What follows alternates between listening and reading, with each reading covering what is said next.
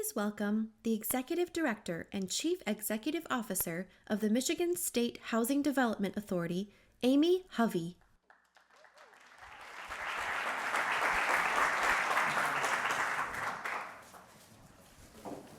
Good afternoon.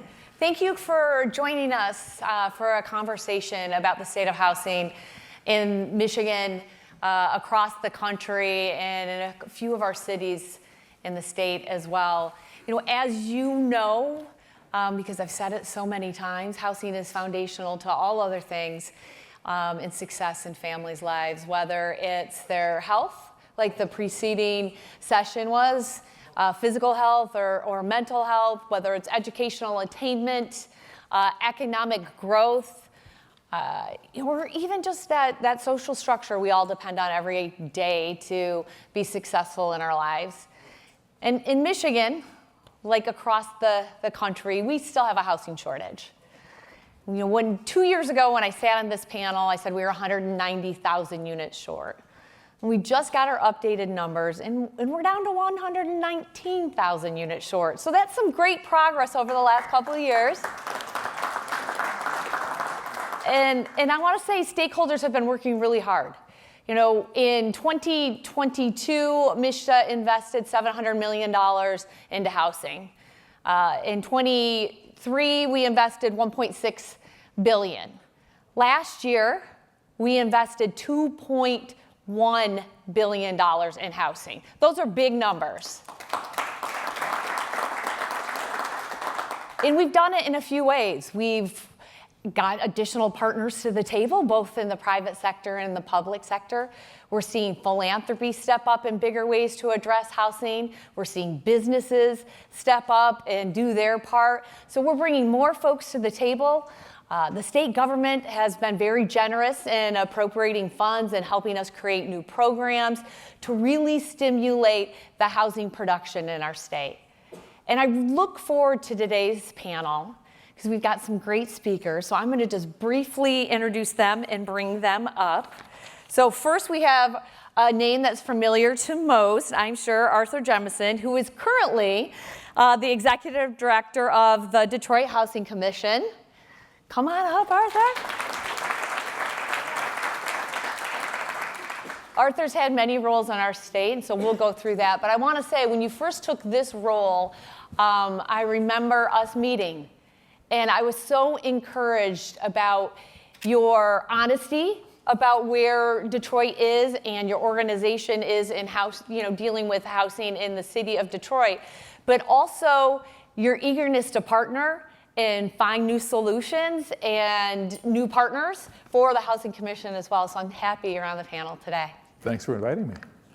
Secondly, thank you to Congressman Jack Bergman, who's joining our panel today. He represents the first.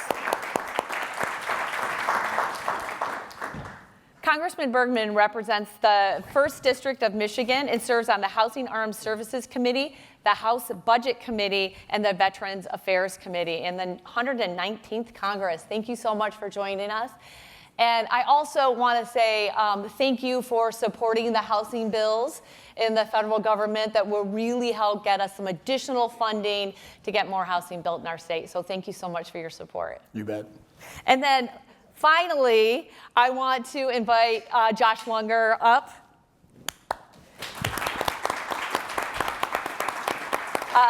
Josh is the Vice President of Government Affairs for the Grand Rapids Chamber. Oh, we got a little musical chairs going on. Yeah, a little for fun. And before I took this position at MSHDA, actually, when I was kind of had that long run up to being the CEO and executive director, somebody told me, you need to meet with Josh. So I did, met with him early on. And it was really interesting that one of the key people for me to meet with as I was coming into this position worked for a local chamber, right? It's just maybe not what you would have thought as far as that housing partner. But Josh, you really have taken the lead with partners across the state at being innovative in solutions and policy that really help partners across the state address housing. So I want to say thank you for all that. So let's dig in. Yes. Let's dig in. Usually I'm the one getting grilled, so I'm kind of excited to be the one doing the grilling today. Congressman, I got to start with you. Because, Of course you do. Things are super boring in D.C. these days. But I just was hoping, I know you're really busy. Bills are being worked on. We have a bill that is just passed out of the House, the big bill. And it has some housing things in there. But I was hoping you could tell us a little bit about what the state of housing is on a federal level and what the impact of the passing of that bill might have on the housing industry. Well, thanks, Amy. Appreciate the opportunity to, number one, represent. By the way, welcome to my house. This is part of the 1st District of Michigan, right here. I love to say that every time I get here. But welcome to our home. And when you think about the elements, and I wanted to make sure I get this right, because if you don't get the words right, especially all of you who are interested in housing, and if you don't get the words right in the policy and understand the numbers and how they interact, you're not going to have the outcome you're hoping for. But in the big, beautiful bill last week, there's 3 points. Number one, for those seeking home ownership, it preserves the mortgage interest deduction. Okay. It expands the child tax credit and makes it permanent from $1,000 to $2,000. But I think one of the biggest things we're going to be maybe talking about here today, but it boosts the low-income housing tax credit. And what that basically means is that states can increase their tax credits through 2029 by about another 12.5%. So the money coming into the market to build is now secured, and the states can put in more money to help along with the federal government, because this has to be a partnership between the states, because different states have different needs. And but it is a good bill, and now it's over in the Senate. And I always bust my favorite new Michigan junior senator's chops, Senator Slotkin, because we served for 4 years together in the House, and she's really on the leading edge here of getting good things done for Michigan. So we worked together across the House and the Senate, but also across party lines when it gets really right down to doing the details. It's not necessarily what you see in the media. Yeah. The low-income housing tax credit is very important to us in this state. It's primarily what we use to build multifamily housing for families at about 80% and below area median income. And I want to say in the last year, we used that product alone to create over 5,000 additional units in the state. So it's a big deal. That 12.5% means a lot. It does. And it really is a private-public partnership. Moving forward. So thank you, and again, thank you for your support on that. Our fingers are crossed. Director Jemison, Arthur, you were the founding director of the Detroit's Housing and Revitalization Department back when you worked for the city of Detroit. And it was a very interesting time when you were there. The city was coming out of bankruptcy. It's certainly come a long way since then.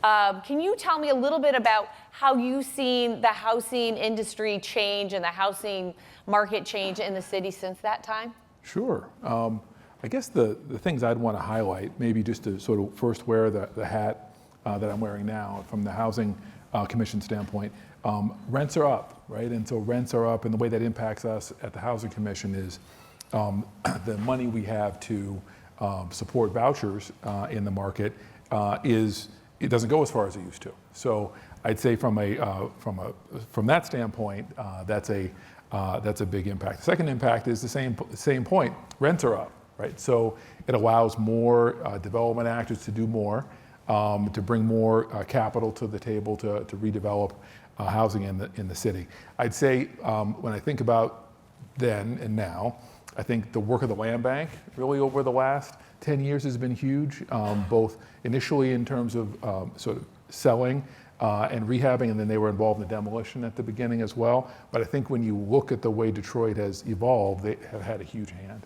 But just to maybe share a few other viewpoints, your Your market developers will say rents are up and it's great, but they're not up as high as we need them to be, and they're really still in the 80% range. So 80% of AMI range, which means that they sort of still qualify for affordable. So there's a real, in Detroit, I'd say, we're really excited and we get a lot of a big boost out of the progress we've made. I think we've also recognized a long way to go, and that we need some of the great things that have happened to kind of continue into the future for us to continue to have Detroit get stronger as it has been over the last 12 years. Yeah, I think when I was looking at data, the city of Detroit had some of the highest increases in anywhere in the state for rental. Absolutely. And home ownership is no different. The average cost of a home in our state right now is about $317,000, and the average Michigan family, I think, can afford like $175,000, right? So the gap between what the cost of housing is and what Michigan families can afford is just, it's not getting any smaller. Unfortunately, in our state, our incomes have been pretty flat, while the cost of housing has soared, mostly because we have a supply and demand issue, but certainly the costs of labor and the cost of the supplies to build housing have gone up as well over the last decade, actually. Mm-hmm. Okay, we're getting to you, Josh, and to the other side of the state. Realizing that you work for a chamber, and so you're meeting with businesses all the time and trying to meet their needs. What are you hearing from them about how housing is impacting their businesses and in the city of Grand Rapids as a whole? Yeah, I think the answer to that is, to make it more complex than it probably needs to be, has shifted. I think 7, 8, 9 years ago, when we started really hearing from our West Michigan employers about just wanting to have options that are affordable for folks to stay here or to move here or to keep that new college grad or whatever here. When I say here, West Michigan, obviously. That's changed quite a bit, and I think what we're seeing more now is this focus on kind of vibrant environments, creating those walkable, amenity-rich neighborhoods that are magnetic, that when someone experiences it, they're like, I want to live here, this is a high quality of life. To your point about the growth in rents, we've seen huge increase in both the for sale price and increase in rents. We've also had great wage growth, but it hasn't kept up. And part of that is we've got 20 years where we didn't build enough housing. So what we're trying to do is figure out how do we maximize our efforts as a community. And we really think that some of those missing middle typologies, some of those areas like our household size has shrunk tremendously in the last 50 years, but we're still building mainly large lot, single family homes. How do we start to chip away at that at scale so that we have more places with more options at different price points? Because we're really excited for what we've got in terms of economic activity in Grand Rapids and West Michigan, but we have to start to chip away at this underproduction that we've seen. And we've seen some big success. I think somebody's going to mention housing TIF here eventually. I'm convinced that if we hadn't passed that with everyone that got behind it a couple years ago, we'd be producing a lot less housing. We just celebrated one of the first major office conversions. I think there's an opportunity, especially in urban environments, to return to office has been a big discussion for a while. I don't know how much more we're going to get folks back always downtown. So why don't we add more housing and create more consistent foot traffic that way? And that's going to support small business. That's going to support the office users as well. So that was a lot, but that's where we're at. I mean, it's shifting, and I think it's getting towards more on that urban vibrancy that we want to see. Yeah, I know you helped us work on that housing tax increment financing program a couple of years ago. It's been about 18 months, I think, since that program started, and we've already at MSHA approved enough projects that equal about 1,600 housing units. So that one new program at a state level, one of the only in the country, some say only, but I think Texas has a similar program. 1,600 in 18 months, and people are just starting to understand the tool and how to use it. Wow. So it really has made a difference. So thank you for your advocacy on that as well. I also want to mention that there are cards on the table. And we will be taking questions. So if you want to write your question on the blue card in about probably 20, 25 minutes, I will ask you to raise them up, and then we have some folks that will collect those. So be thinking of some good questions along the way. Arthur, back to you. Let's talk a little bit more about the city and the different changes that we've seen happening. Can you talk about the different roles, I think whether it's the public, private, on the public side, the city, the state, the federal government, kind of how all those roles have worked together to contribute to what's happening in the city of Detroit around housing? Absolutely. So, I mean, first, MISHDA has been and is now an outstanding partner to the city in the work that they do. I mean, I think, maybe I'll start with, recently you announced a whole series of low-income housing tax credit awards, and our city was lucky enough to get a few of those. There was a time when, we didn't have that kind of success. And, I made it a real focus, and the folks who came after me, like Donald Rencher and Julie Schneider, have made it a real focus as well, to sort of to get those awards. Now, the way we got those awards was frankly by doing some things a little differently, by trying to focus on creating a project pipeline that reflected the best of Detroit, that was folded into all the growth that was happening in the city. And focused on layering what we were doing onto the other investments in blight remediation, investments in parks through the Strategic Neighborhood Fund, but trying to focus on the places that, by building affordable housing here, we were putting people in areas of high opportunity. We also focused a lot on preserving our existing affordable housing stock, again, in those places where high opportunity could be created. So I think the reason we had success with you was by, frankly, doing the things the QAP called for, like putting layers of growth on one another and making affordable housing part of it. On the federal side, we also had a lot of work to do. I have a favorite anecdote about the mayor and then Secretary Castro talking about what Detroit needed to do to be better. And I'll let the mayor say his version of that story at some point, but the message that came back to me was, Arthur, you need to get to work, and you need to get this together. And so the real focus was spend the money you've got, spend it well, spend it on time, and then let's show people what we can do, and then let's attract more federal resource here because we can spend it and because we know how to execute it and layer it into the other work that's happening. So that's how we built the relationship with the federal team. It wasn't always easy, just like it hasn't been with us, but it's really been meaningful for us to get focused and have the partnership of the local federal representatives, all of the members of the council, and of course our congressional delegation helping us do that. But that's how we got better, was by focusing on compliance, meeting all of our requirements, spending on time, and showing that we could do multi-layered financings and execute.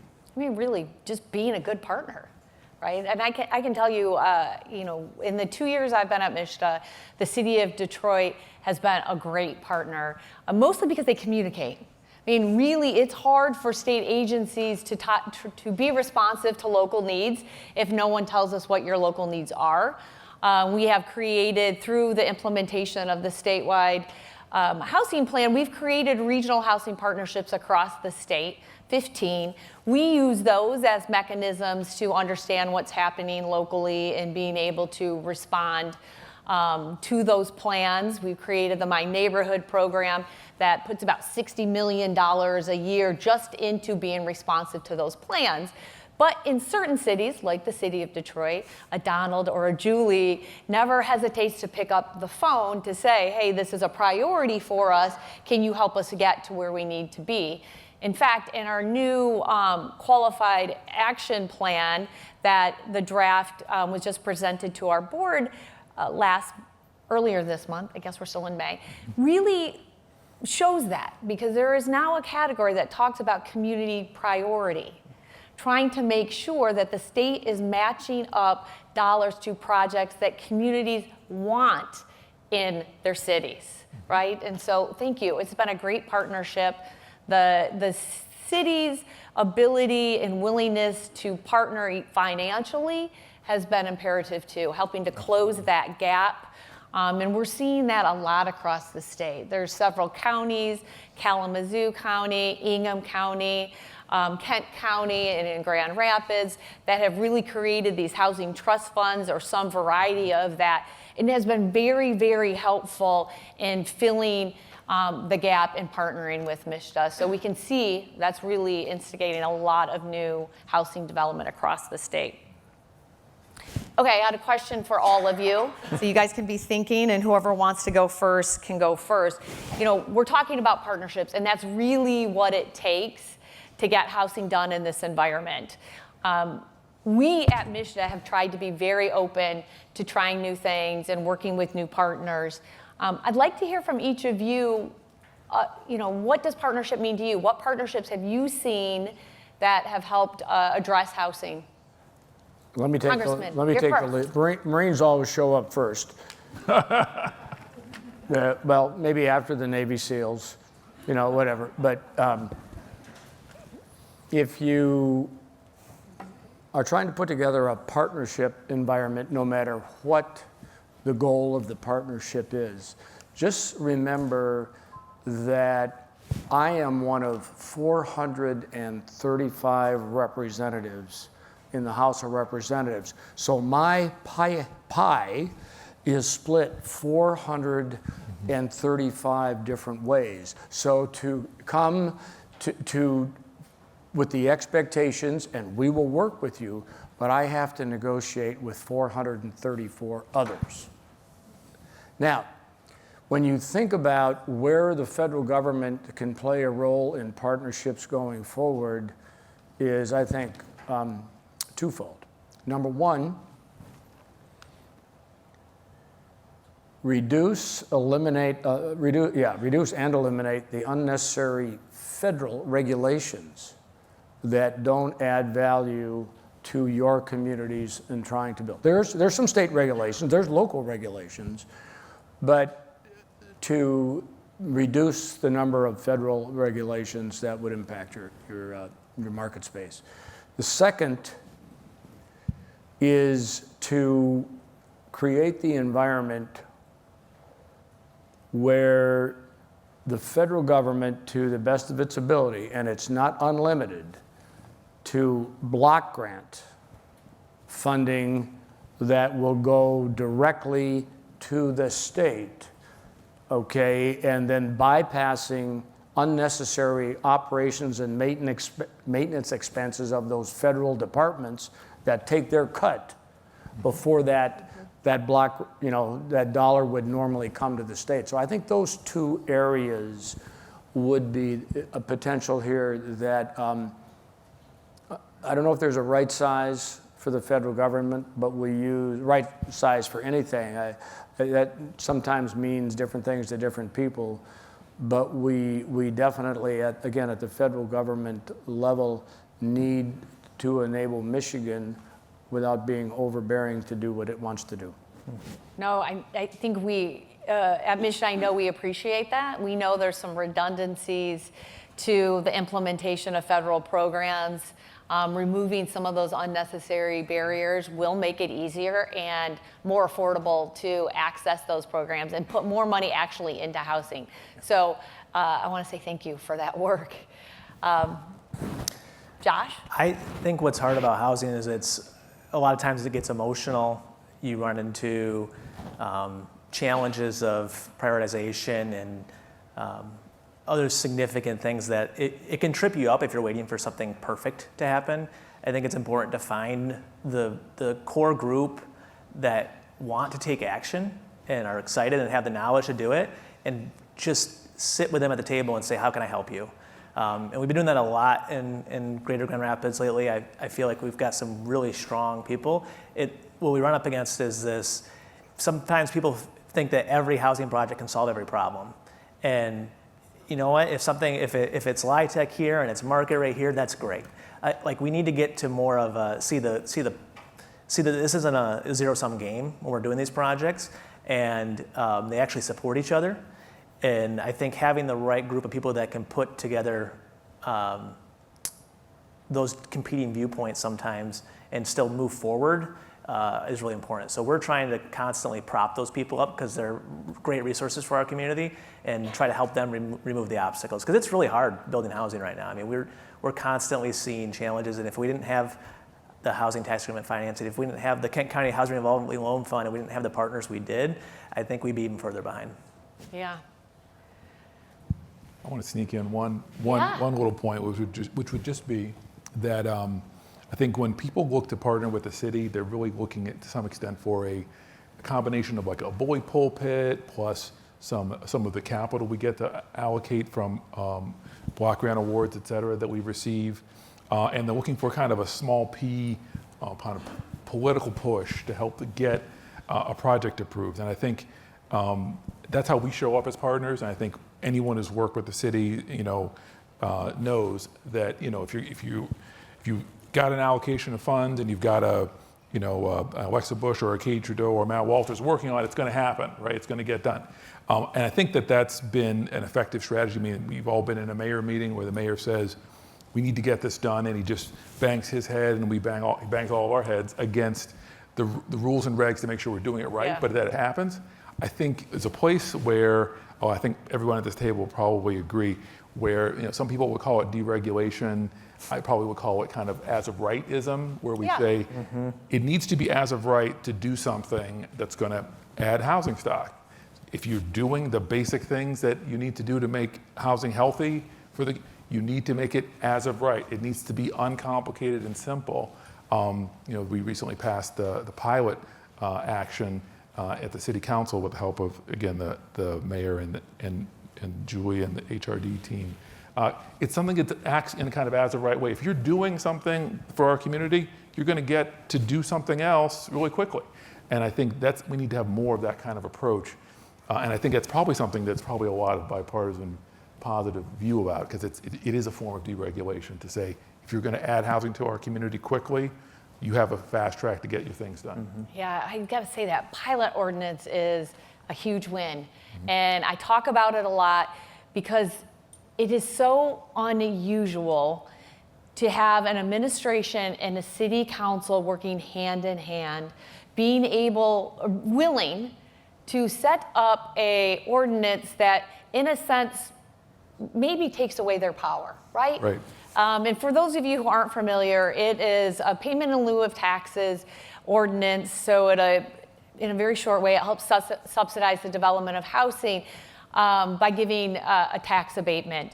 And usually those have to go through city council for approval, and they need public hearings, and it takes a long time, and it allows for NIMBYism to occur, and it's a deterrent for developers. In the city of Detroit, they passed an ordinance that says if you're doing A, B, C, D, you automatically get a pilot. We're going to shorten that time. It's going to be predictable. So as a developer, I know if I follow these rules, I'm going to get it, and I can move on and get my development done. It is a huge win. It's kudos to all of you in Detroit who worked so hard on getting that ordinance done. We get a lot more done together, and that's a perfect example of it. Didn't mean the mayor had to take all of the credit or the council had to take all the credit. They just knew it needed to get done, and they worked together to get it done. Yep. It's a big deal. Oh, Congressman, you represent a very large and diverse district. You've got lots of rural and remote communities. Tourism is huge throughout your whole district. What are you hearing from your constituents about housing in northern Michigan? Well, the simple answer is we need more. But what does more housing mean? We use the word a lot of times affordable. I think the real word should be attainable. Yeah, I've heard of it. Because whether it's affordable or not, if you can't attain it, what difference does it make? And that's the the thing I hear most, I want to be here in the UP or the Northern Lower, and I don't have a whole lot of money, and I want to get started. By the way, here's a data point I heard probably a few weeks ago. Across the country, the average age of the first-time home buyer is now 38 years old. When you think about that, I mean, I bought my first house on the GI Bill when I got back from Vietnam. I was 24. Okay, well, but when you think about that, whatever the reason to the why is, if it's anything other than a personal decision by the people buying the home, then there's something there that maybe we, as a governing body, could do to do better. But now, this is an attempt at humor. I have to say that in Washington, D.C., because sometimes I'll slip a one-liner in on them and they're not sure if I was trying to be funny. But the point is, in the UP especially, we want people to come up there, bring their family, bring their friends, bring their credit cards, bring their cash, have a great time, and then leave. Because we are not trying to be Grand Rapids. And we're not even trying to be Marquette. But Marquette is kind of an oasis in the UP that draws people to come to. They're drawn there to go to school at Northern. They're drawn there because they just love the outdoors environment, and it's a great place to live. But we, as communities, sometimes create our own limitations. We self-limit ourselves, and it's usually at some lower level of government with zoning regulations or permit approvals. And I'll give you a specific example. We have this place called K.I. Sawyer Air Force Base. It was closed it's been closed for 30 years. It's still under development, which means nothing has happened. And when you talk about housing, and you talk about the ability of a community to decide on what it wants to look like, that is just a tremendous opportunity, but we have to have the buy-in from the local leaders. There's nothing I can do. I mean, I can maybe provide some, again, some grant money, whatever, but it has to be the decision at the local level before we can get involved at the federal level. Yeah, no. That actually leads into a question for you. I'm going a little out of order, so if you guys knew the order, I don't want you to be like, what is she doing? Is there an order? Yeah. Arthur, you have a unique perspective as somebody who's had to navigate the public approval process a lot when you still do in this role and your previous role at the city. As you know, there's strong opinions from neighbors who can sometimes hold back housing development.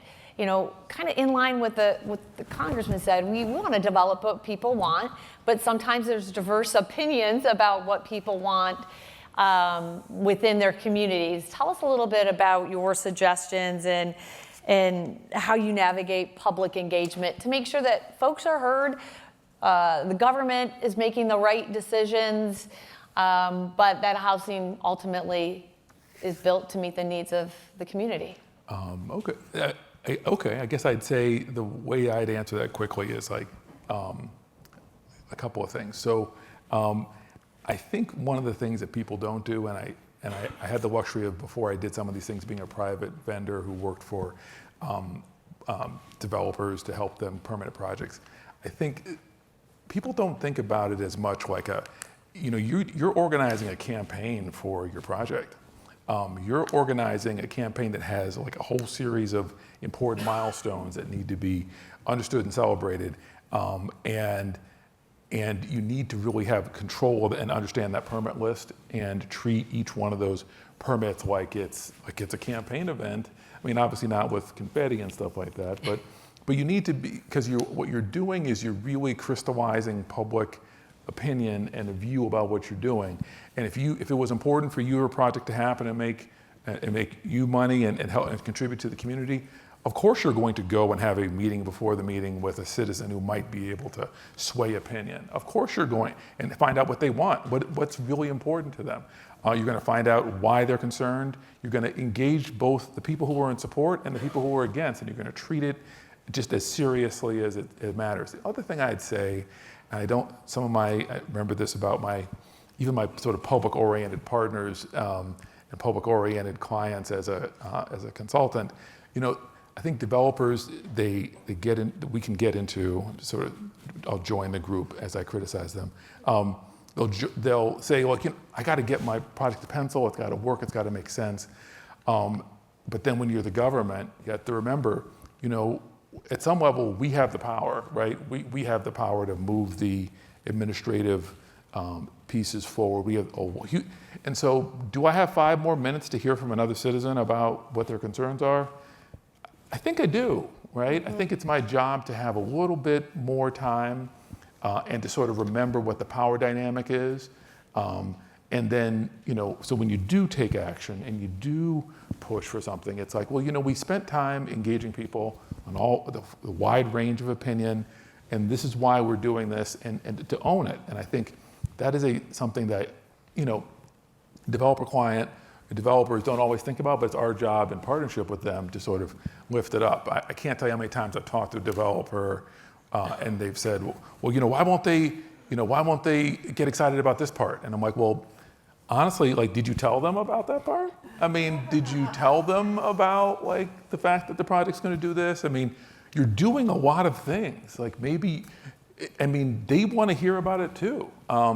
And I think some of that comes out with time. And again, nobody wants to hear about time. They want things to happen quickly. But I do think that sometimes they sell themselves short. So anyway, I think treating the permitting process seriously, developers treat it seriously. It's the most exposed that they get in terms of the money they're putting in a project. So that's why it can be fun to do. But again, working with great people, remembering the public interest, and being able to articulate how the project helps the public interest, all crucial things. Yeah. On the deals that come through the MSHDA board for approval, so if we're lending on a housing project, it comes to the MSHDA board, and we have a line item in every one of our presentations that talks about what kind of community engagement occurred before the project got to us, because it's very important to us and to our board members that the communities are engaged. And developers, some are really good at it, some need some additional support to understand how to be a little bit better. I do want to say, I see Eric Hanna with Michigan Community Capital, who's one of our great partners in the housing ecosystem across the state. And I was talking to him at a meeting, and one of the things that he said, which I just found so refreshing, was the first thing we do is talk to the neighbors. Before we decide what needs to go where, what the housing looks like, the first thing we do is talk to the community. And I wish every single developer did that. It would make life a lot easier, and in the long run, you get a better project that way. So, Josh, not about talking to the neighbors, but you have partnered with other even statewide organizations across the state to really look at how housing policy can help remove barriers, can engage more housing by right, as Arthur mentioned earlier. Can you talk us a little bit about that policy that's being proposed right now, either in the city or at the state, policy ideas that would help remove barriers to getting housing developed? Yeah, there's been a bipartisan work group going on for a few months now, and I think there's a lot of optimism that there's going to be a package of bills introduced over the summer that would, some are not a ton of new ideas, but ideas that maybe didn't get all the way through the process or were never put into legislation, that start to look at some of the regulatory obstacles, some of the permitting obstacles and zoning and land use, and trying to figure out where do we start having a constructive conversation around that. Because it is, by right is a big part of how are we going to scale up as a state and build more housing. We got to make it a much higher certainty before folks are willing to navigate that process. And something that we don't always think about that I've seen in Grand Rapids is if you want to, a lot of people say they want to get more people into the development system. They want to get folks that maybe have never thought, oh, I could be a developer, to try it. Well, the harder the regulatory process, the more it's likely that it's just the big, well-established companies that can navigate that. If we really want to see more people throwing in and be able to benefit from this, we got to make it very easy to navigate and very much more certain. But I am excited about the work. Representative Aragona is leading it, who chairs the House Regulatory Reform Committee. And we've been doing a lot of people have their hands in trying to figure out where do we want to start and how can we get this moving. Obviously, when you start talking about zoning and land use, I think there's a reaction in both rural and urban environments that'll be, don't touch these things. But I think all of us kind of hit a little bit. There's got to be some type of forward push towards it. I think that one thing that people, I think, not the stakeholders, but the actual residents that maybe will react to that is there's always this feeling that, okay, let's say we lower, you can't require 2 car or parking spots per unit permitted, right? And folks immediately say, well, there's going to be cars everywhere. Something to think about is the changes that we're making today are still going to take a generation to see the impact. It means that we have to have urgency today, but we also need to recognize that you're not immediately going to see massive, overwhelming impact on a community. And so it's a tough balance, but I've been really encouraged with the work that's being done in the legislature, but also the locals that are driving forward. The state has a program to help support rezoning that Misha's been leading, and that's been great, but we need to continue to drive that conversation faster. Yeah, I think people worry a little bit about deregulation, but one of the things to always remember, people aren't going to build things that no one's going to rent or buy, right? So really what the market demands is what people are going to build, right? And so they're going to make sure there's enough parking or they're not going to be able to rent. Because people will say, well, if I don't have a parking spot, I'm not going to rent that, right? So part of it is how do we make it easier for builders to build what's actually needed, what tenants want or what homeowners want, rather than what the government thought they wanted 40 years ago when the zoning was put into place, right? So yeah, let's keep up the work and see what we get done. The state did have a program called the Housing Readiness grant program that the state government funded through the Michigan State Housing Development Authority, provided $50,000 to local governments to help with any type of land use policy updates that they were trying to engage in. Unfortunately, we're out of that money, but we're in a new budget year. We're planning for the new budget starting October 1, so you never know. But so let's switch to a couple questions. One question I'm going to take really quickly because it gets asked often is, in Michigan, if our population isn't growing, why do we have such a great need for housing? And that's a great question. And there's lots of responses to that, and I'm going to go through them pretty quickly. One is we have an aging population.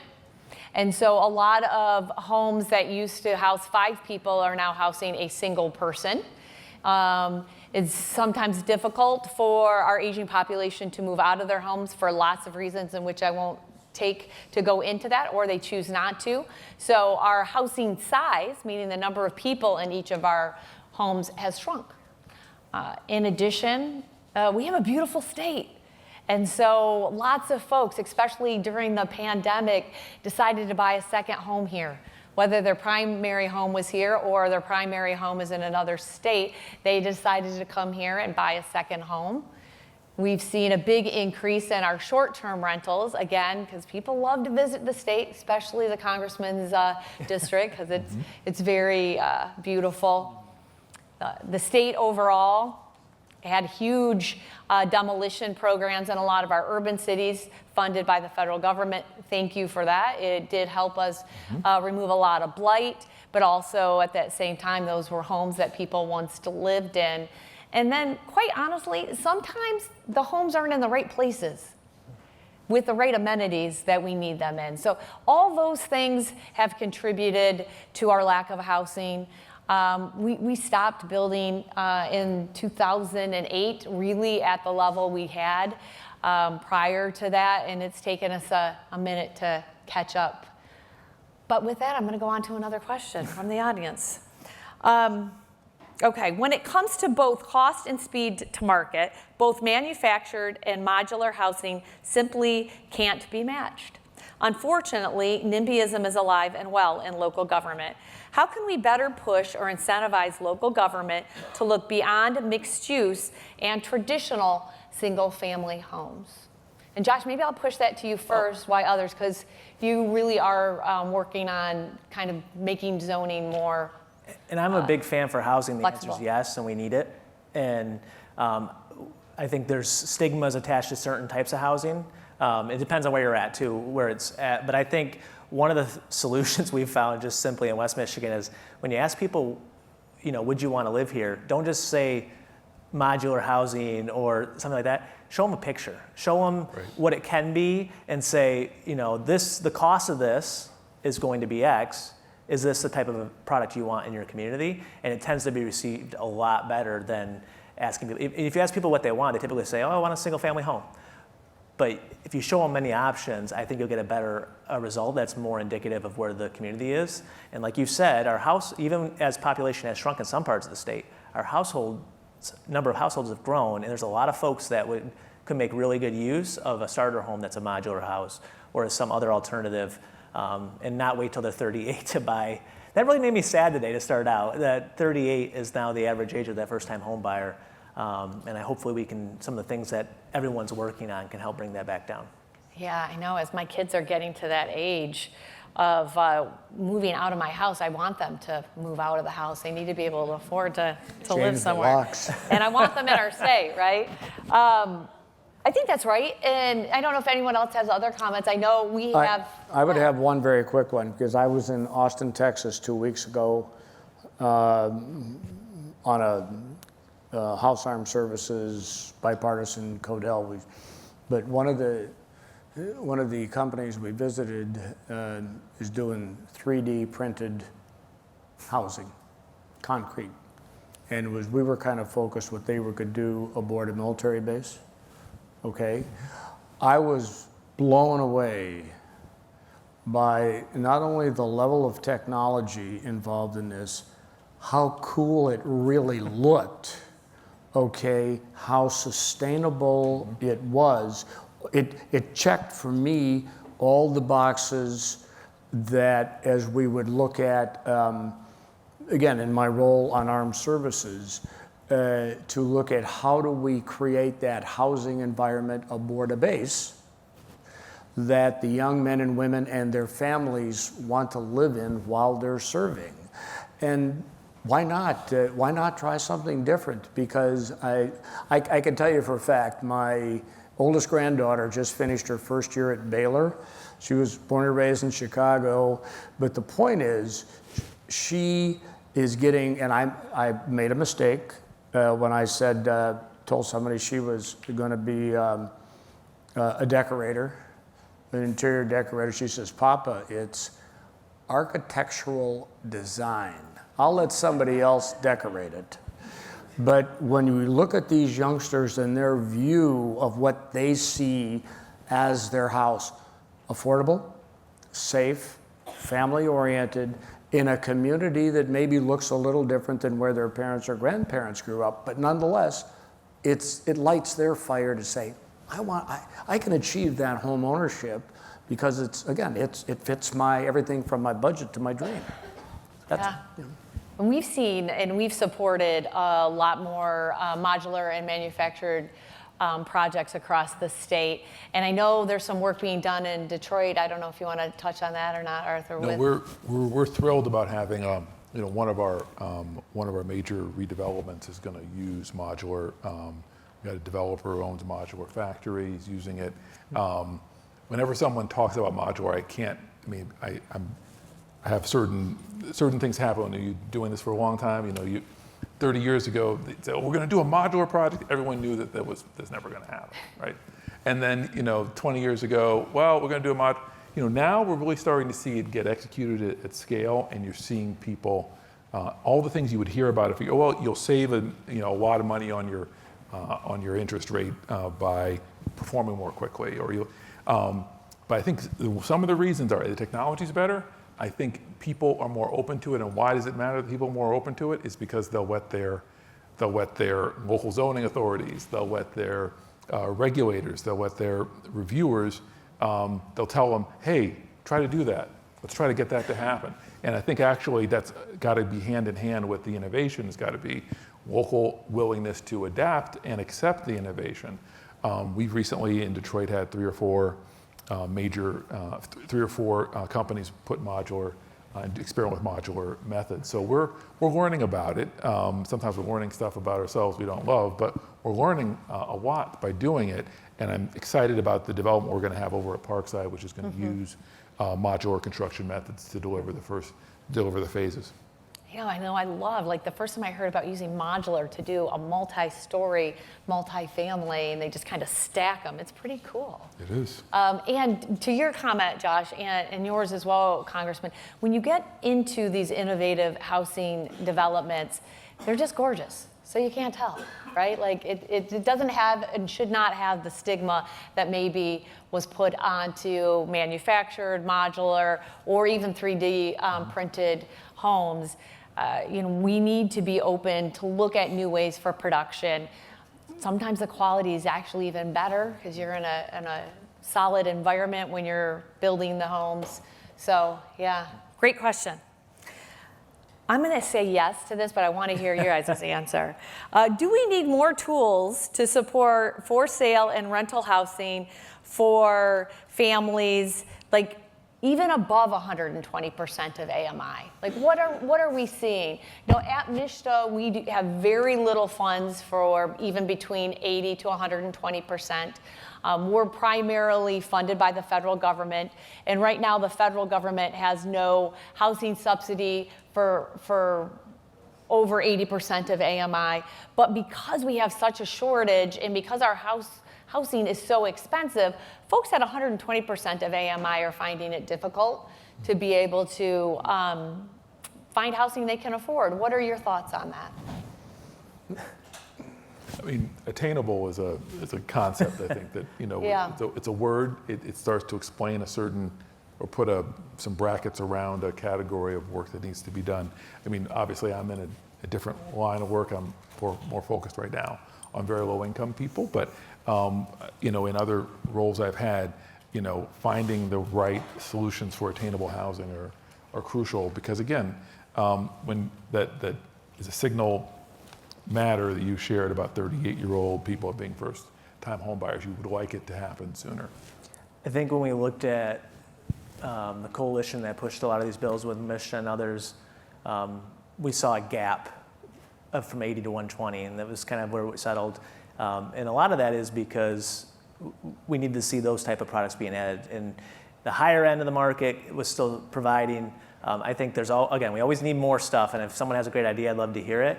I'd be interested in seeing, again, what are some of those other decisions we can make that aren't just purely financial that could help remove obstacles in that space, so we can get more built. And again, for those that are focused on more of the lower end of the income spectrum, the benefit of focusing or of having some tools at the higher end is that the dollars go a lot further. And when we don't build from 80 to 120 or above 120, the folks that end up losing the fastest are those with the least income, because everyone else can compete on price and it all rolls downhill. And then those with the least amount of resources are the ones that are finding it very difficult to find a place to live. Yeah. The housing TIF, goes up to 120% of AMI. A portion of our My Neighborhood funding goes up to 120%. I'd be remiss if I don't say that MSHDA has a couple of policy initiatives to take our Housing Community Development Fund and really increase that flexibility so that $50 million that we get annually could be used up to 120%. And we have a couple of bills introduction. So I'm going to share those bill numbers with you all as you're having your meetings over the next few days with any of our state legislators. You can help advocate for these. So it's House Bill 4539 and 4540, and then Senate Bill 278 really would allow for that Housing Community Development Fund to be much more flexible. That Housing Trust Fund was created about 20 years ago, and it had lots of little parameters about how that money has to be spent, which was probably how it should have been spent 20 years ago. The problem is today's environment's not the same. And guess what? 10 years from now, it's not going to be the same as it is today. And if we want government to be efficient and to be responsive, we need to allow for that flexibility in those funds. So I'm just going to be shamelessly asking for your help in getting those bills across the finish line this year so that we can be better partners with all of you in getting the housing developed that's meeting the needs, the values, and the priorities in each of your communities. A final question for each of you is, what are we missing? What needs to be done in our housing ecosystem, whether it's from the federal level, the state, local? Is it an additional tool? Is it new partners to the table? Is there something that you've seen in another state that we should be doing here? What do you think? I know there's no magic bullet. I've been doing this work long enough that it's all incremental. Every little bit helps. But are there things that need to be done? I'm going to talk a little bit about something we're doing to give you guys some time to think it through, because this was a brand new question. At MSHA right now, one of the new things that we're looking at doing is using our ability to do tax-exempt financing to incentivize the development of mixed income multifamily housing. So housing that's not 100%, 80% or below, but housing that might be 20% affordable and 80% market rate, right? So that we can have a new tool that might meet the needs in different communities, also will help address that 80 to 120, have some for below. It's something that we haven't done at MSHA before. We're working really hard at that. We're also looking to philanthropy, and I see Kresge and Aaron and his super creative mind, and Neil with the C.S. Mott Foundation. We're going to be looking for philanthropy to help invest in those pools so we can get cheaper money out the doors to incentivize different types of development throughout the state. What do you guys have? I've got one. Jim Collins, Good to Great, any entity, every year evaluate your situation, what you're doing that's working, keep doing it. What you're not doing that you need to start doing it. But the third one that is the hardest, especially for any governmental entity, is stop doing things that no longer add value to the proposition you're trying to move forward. So I would just say, please honestly say, we're doing this. Why? We don't know. Let's stop it. And that will lead, I think, to more positive input from others to say, wow, government actually stops doing stuff that wastes time and money. I think I was kind of going down that route, but he said it better than I would. I think having the commitment that we got to keep going, right? We've got some tools, we've got some ideas on the code and regulatory and other factors. When those are done, housing's still going to be a problem. And so whether it's locally, whether it's at the state level, or whether it's federally, next year take an assessment of where we're at and then keep charting a path, because it is going to be a generational need that it's going to take us a long time to dig back out of this hole. So I guess I've had the luxury of working in a couple of other places in addition to Michigan, and I guess two ideas recently that I'd want to focus on. One is in sort of the public housing space, which has been when you have well-located public housing developments, densify them, bring back every affordable unit, but then also add other layers, including in some cases, in the Boston example, the sites are big enough where you're bringing back every affordable housing unit in a new way. You're adding mixed income or for sale housing for people of modest means, but then you're also adding market housing. So densifying it in a way that brings a range of different populations together. The only other idea I would share also from another state would be, a housing goal that is connected intimately to other policies. So, a frequent thing, a former and recently passed mentor of mine, Secretary of Housing and Economic Development in Massachusetts, had this approach where he would say, I have to get 10,000 units this year. So if you'd like to see us about other ways we invest in commercial housing, commercial ventures, we need a driveway for your lab space or something, Are you contributing to this production goal? How are you contributing? You're going to be fast-tracked to get resources for the expansion of your industrial park if you were able to contribute housing to this production. And that contribution can be units. It can also be, I've got a lot more zoned land in my community that people can develop as of right into housing. So ways of connecting this growth. 'Cause I think one thing we forget about is that sometimes, although you haven't, in some of your policies, I haven't forgot about it, it's the intimate connection between our ability to grow economically and our ability to house people.